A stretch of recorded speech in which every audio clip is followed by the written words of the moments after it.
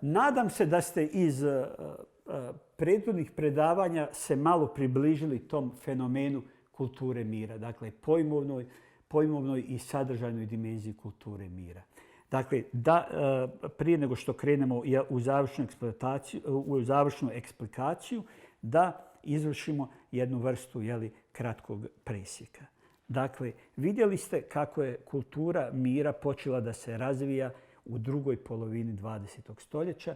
Upravo su veliki izazovi zla i nasilja koji su eksplodirali u Drugom svjetskom ratu kroz nepojamne zločine kao što su genocid i holokaust nad Jevrejima i onda pojava atomskog oružja, znači producirali kod odgovornih ljudi ideju da je čovjek biće koje može da iskazuje i mir, a ne samo i nasilje. Upravo zato što je čovjek biće puta, jedino biće svijeta koje putuje u svoju mogućnost, kultura mira se nadaje, pojavljuje kao ona pozitivna provokacija za onu dubinsku čovjekovu prirodu, a dubinska čovjekova priroda je ta da on nije samo biće nasilja, nego i da je biće dobra, biće mira i biće humanuma. Šta će prevladati u čovjeku, to je pitanje koje se ne tiče samo društvenog konteksta, nego i pojedinaca. Zato u ovoj završnoj eksplikaciji o kulturi mira ja bih htio da vas na neki način motiviram i da pozovem na sopstvenu promjenu. Jer nije moguće biti akter kulture mira ako se vi sami ne mijenjate. Ono što veliki graditelj mira Mahatma Gandhi kaže, budi promjena koju želiš vidjeti. Dakle, ne možete vi biti akteri kulture mira ako sami sebe nećete promijeniti. Ako niste osposobljeni da sami sebi priznate sopstvene greške.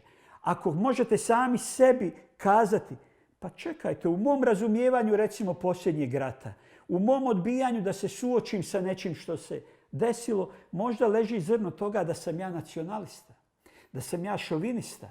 Ali ako sam spreman da se mijenjam pod pritiskom vrlo racionalnih argumenata, ako sam spreman da prihvatim argumentaciju koju nude ljudi koji se rukovode istinom, a ne nekim političkim interesom itd., onda ja postajem jedna vrsta ratnika svjetlosti, onda sam ja na putu izgradnji kulture mira. Primjera radi, ako građani Sarajeva ne mogu sebi priznati da je nad građanima, uglavnom srpske nacionalnosti, ali i drugih, na Kazanima izvršen stravičan zločin, da je tokom rata bilo ubistava civila bez ikakvog razloga, ubistava koji zaslužuju prezir, osudu i sudsku sankciju. Ako mnogi građani u Republici Srpskoj ne mogu priznati sebi da je u Srebrenici bio genocid, zato što ako građani Hercegovine ne mogu priznati postojanje logora koji su bili uglavnom za Bošnjake u posljednjem ratu, ako građani Bosne i Hercegovine bošnjačke nacionalnosti ne mogu priznati da je u Grabovici napravljen neviđen zločin, brutalan, nepojaman zločin nad civilima hrvatske nacionalnosti, onda ne možemo graditi kulturu mira. A ako to sebi možemo priznati, onda možemo graditi kulturu mira.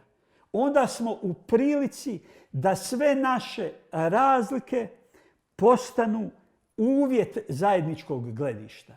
I to je smisao kulture mira. Da razumijevamo drugog i da shvatimo da sve naše razlike ne smiju biti prepreka zajedničkom gledištu. Ako to shvatimo, ponovimo još jednom, da sve naše razlike ne mogu biti prepreka zajedničkom gledištu, onda smo mi zbiljski na putu izgradnje jedne autentične kulture mira. Kada govorimo o Bosni i Hercegovini, jer ipak je ona glavno područje unutar ovog našeg online treninga za mir, onda moramo shvatiti da je Bosna i Hercegovina sebe položila u razumijevanje drugog.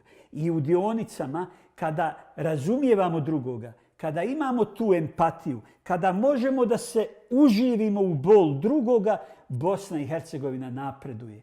Kada to ne radimo, onda mi obnavljamo spiralu nasilja, obnavljamo matrice kulturnog nasilja i stvaramo uvjete za novu reprodukciju rata. Kada, dakle, razumijevamo taj aksiom Bosne i Hercegovine, da smo sebe položili u razumijevanje drugoga, to znači da ćemo razumijevati i sve posljedice posljednjeg rata na način koji nas neće sprječavati da proizvodimo zajedničko gledište, onda će drvo mira rasti i onda će kultura mira postati novi sadržaj i naših obrazovnih kurikuluma i medijskih kurikuluma i života kao takvog. Hvala.